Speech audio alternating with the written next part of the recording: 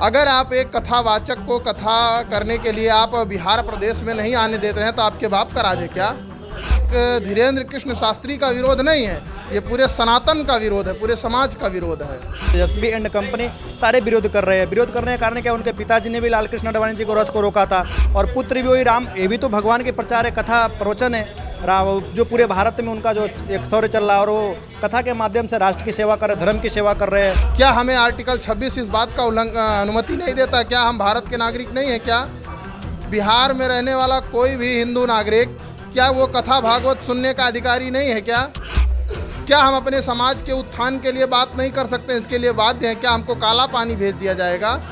ये सरासर षड्यंत्र पूर्वक एक हिंदू समाज को समाप्त करने का, टारगेट करने का ये प्रयास है, जिस प्रकार से बंगाल में चल रहा है। जातीय जनगणना जो हमारे बिहार में चल रही है, ये केवल हिंदुओं को बांटने, हिंदू को हिंदू से बांटने के लिए, वोट काटने के लिए, वोट की राजनीति के लिए जातीय जनगणना कराई जा रही है। आखिरकार क्या इस्लाम में शिया, सुन्नी, रायनी, कबड़िया ऐसे करके कई एक जातियाँ हैं, उनकी जातीय जनगणना क्यों नहीं होती? उनको अल्पसंख्यक क्यों दिया जाता है?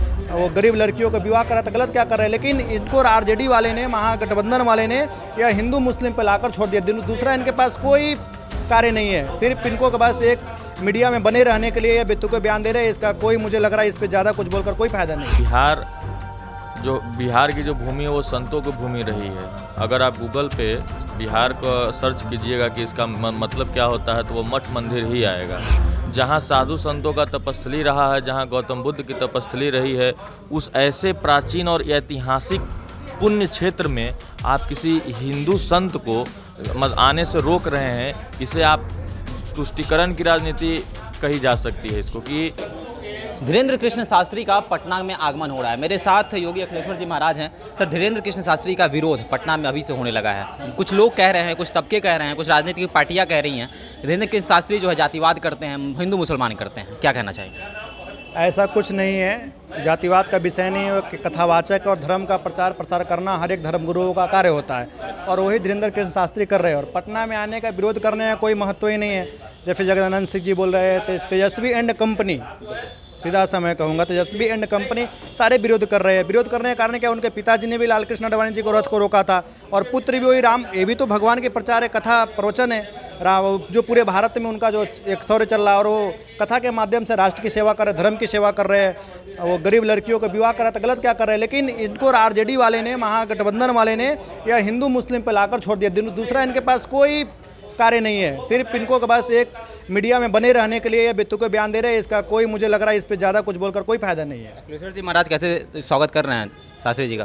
धीरेन्द्र शास्त्री का पाटलिपुत्र एवं नौबतपुर के पावन धरती पे हार्दिक अभिनंदन है और पूरा बिहार के हिंदू जनमानस उनका स्वागत के लिए तत्पर है। मैं खुद ही उस कथा में 13 से 17 तक हूँ। कृष्ण शास्त्री का पटना में अभी से विरोध चालू हो गया। लोग कह रहे हैं कि नौबतपुर में घुसने नहीं देंगे। क्या कहेंगे उन विरोधियों के लिए? विरोधियों के लिए यही कहना है। विरोधियों से पहले हम सरकार से ये कहना चाहते हैं कि बिहार की जो भूमि है वो संतों की भूमि रही है। अगर आप गूगल पे बिहार को सर्च कीजिएगा कि इसका मतलब क्या होता है तो वो मठ मंदिर ही आएगा। जहाँ साधु संतों का तपस्थली रहा है, जहाँ गौतम बुद्ध की तपस्थली रही है, उस ऐसे प्राचीन और ऐतिहासिक पुण्य क्षेत्र में आप किसी हिंदू संत को आने से रोक रहे हैं। इसे आप तुष्टीकरण की राजनीति कही जा सकती है इसको। कि बिहार सरकार कैसे किसी, जैसे बिहार भी भारत का ही अंग है और वो मध्य प्रदेश के साधु हैं। यहाँ अगर साधु आकर के अपना राम के नाम का प्रचार करना चाहते हो तो आप विरोध कर रहे हैं, तो इसका मतलब आप एक हिंदू का ही विरोध कर रहे हैं। इससे आपकी मानसिकता आपको आने वाले चुनाव में पता चल जाएगा कि हिंदू कहाँ रहेंगे, कहाँ नहीं रहेंगे। हिंदू राष्ट्र में जो है साधु संत पे, जातियों पे, खासकर अभी की बात करें तो ब्राह्मणों के लिए कहा गया है। आरजेडी के एक नेता हैं, वो ब्राह्मणों के लिए कह रहे हैं कि ब्राह्मण जो हैं रूस से आए हैं। तो ये सब जो शब्द निकाले जा रहे हैं और ख़ासकर हिंदू समाज के लिए, ब्राह्मण जातियों के लिए, साधु संतों के लिए, क्या कहेंगे? बिना बुद्धि जरो विद्या, पढ़े लिखे तो हैं नहीं। सब लोग, जितने भी नेता लोग हैं, सब अंगूठा छाप हैं, पढ़े तो है नहीं। तो पता कहाँ कैसे चलेगा कि मतलब कहाँ से आए, कहाँ से नहीं। आप ही बताइए ना, आप ब्राह्मण के ऊपर या किसी अन्य भी जाति के ऊपर आप उंगली उठा रहे हैं। बिहार में जो सब लोग एक सभी जाति सभी मजहब के लोग एक साथ रहते थे, आप जाति जनगणना करा करके उसको मतलब फाँट में बांट रहे हैं। बाहर में हम लोग जाते हैं, बिहार में चलिए जाति ये है, लेकिन बिहारी कोई भी अगर बाहर जाता है तो वो लोग उसको नहीं कहते हैं कि ये ब्राह्मण है, ये क्षत्रिय है, ये वैश्य है, वो बनिया है, ऐसे नहीं कहते हैं भाई ये बिहारी है वो, यही कह के ना कहते हैं। जैसे लगता है एक अपनापन सा है बिहारियों का, और आप इसको जाति जाति में बांट करके एक एक जातियों में जाति में आप मतभेद पैदा कर रहे हैं। इसका आने दूरगामी परिणाम बहुत ही गलत रहेगा। इस प्रकार स्वागत करेंगे शास्त्री जी का? शास्त्री जी का हम लोग धूमधाम से स्वागत करेंगे। सारे बिहार के जितने भी साधु संत महंत सब लोग उनकी अगुवाई में खड़े रहेंगे, और हम उनको आपके माध्यम से ये भी हम लोग इनवाइट भी करेंगे वहाँ पे चल करके कि बिहार में पटना में नहीं हो रहा है तो आप मिथिला क्षेत्र में आप आइए, माता जगत जननी माता जानकी के क्षेत्र पे हम लोग आपका कथा कराएंगे, आपका स्वागत करेंगे। तो सामने में कहना है कि जगत जननी माँ जानकी के असल में आइए और वहाँ जो है स्वागत करेंगे। क्या बोलेंगे? धीरेन्द्र सिंह शास्त्री पटना आ रहे हैं, कुछ कहेंगे? एक संत हैं, एक धर्म प्रचारक हैं, अगर बिहार में आ रहे हैं तो स्वागत है, बढ़िया है। अपना धर्म की प्रचार करें, अपने हिंदुत्व को बढ़ाएं, और एक संत की भेष में हैं और एक ब्राह्मण भी हैं, मैं स्वागत करता हूं। जो लोग विरोध कर रहे हैं उनके लिए क्या कहेंगे? विरोध करना उचित नहीं है, वो कोई जनता को भड़काने तो आ नहीं रहे हैं, एक धर्म की प्रचार करने आ रहे हैं, राम की कथा करने आ रहे हैं, और सभी जनता को स्वागत करना चाहिए।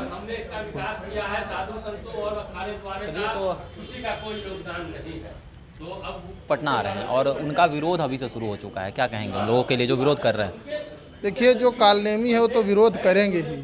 जिनको धर्म से खतरा है, अगर हमारे धर्म को आज चारों तरफ से बिहार में प्रताड़ित किया जा रहा है, जिस तरह से ईसाईयत और इस्लामी कंट्री के लोग या इस्लामिक विचारधारा के लोग हमारे बिहार में मठ मंदिर हो, चाहे साधु संत हो, चाहे आम हिंदू नागरिक हो, आम जनों के साथ जिस तरह से बिहेव किया जा रहा है या सरकार की जो रवैया है, इसमें बहुत सारे नेताओं का मिला जुला भगत है, और ये सनातन के विरुद्ध कार्य करने की बात है। केवल एक धीरेन्द्र कृष्ण शास्त्री का विरोध नहीं है, ये पूरे सनातन का विरोध है, पूरे समाज का विरोध है।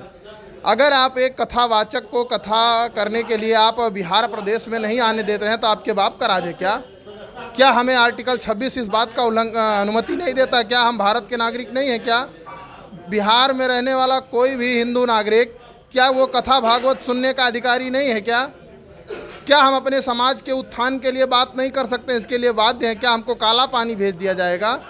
ये सरासर षड्यंत्र पूर्वक एक हिंदू समाज को समाप्त करने का, टारगेट करने का ये प्रयास है, जिस प्रकार से बंगाल में चल रहा है।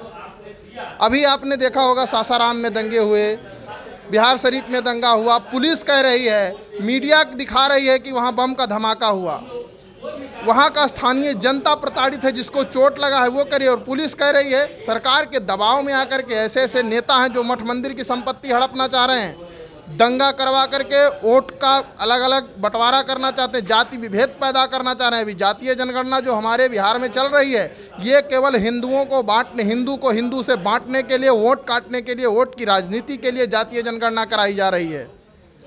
आखिरकार क्या इस्लाम में सिया, सुन्नी, रायनी, कवड़िया ऐसे करके कई एक जातियाँ हैं, उनकी जातीय जनगणना क्यों नहीं होती? उनको अल्पसंख्यक क्यों दिया जाता है, जबकि वो 60% है बिहार में? उनकी जातीय जनगणना क्यों नहीं होती है? जातीय जनगणना हमारी होती है, और हमारी होती है तो उसमें आधे साधु संत को छोड़ देंगे। बहुत सी ऐसी प्रजातियां हैं जिन छूट जाते हैं, जो जनगणना में उनकी जनगणना ही नहीं होती है।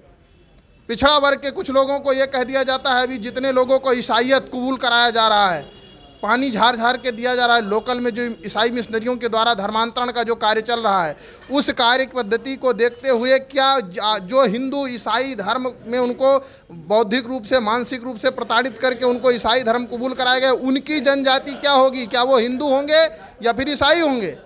तो ये जातीय जनगणना बार बार घटा करके, बार बार उलझन पैदा करके समाज में, और जातीय जनगणना दिखा करके ये दिखाना चाहते हैं ये एक इस्लामिक राष्ट्र यह भी बने, जो हम लोग हिंदू राष्ट्र की दृष्टि देखते हैं। भारत हिंदू राष्ट्र था, हिंदू राष्ट्र है और आगे भी रहेगा, यही बात धीरेन्द्र शास्त्री करते हैं। और जो पूरे भारत का जो भी हिंदू है, सब हिंदू जय श्री राम ही बोलेगा, और यहाँ किसी का कुछ नहीं चलने वाला। आने वाले समय में हम बीजेपी के एजेंट नहीं हैं, या जदयू के एजेंट नहीं हैं। जो हमारे राष्ट्र के लिए धर्म के हित में कार्य करेगा, मैं उसके साथ हूँ। बिल्कुल साफ तौर पे कहना है कि जो हमारे राष्ट्र के लिए काम करेगा, धर्म के लिए काम करेगा, उनका बिहार की धरती पे स्वागत रहेगा और हमेशा रहेगा।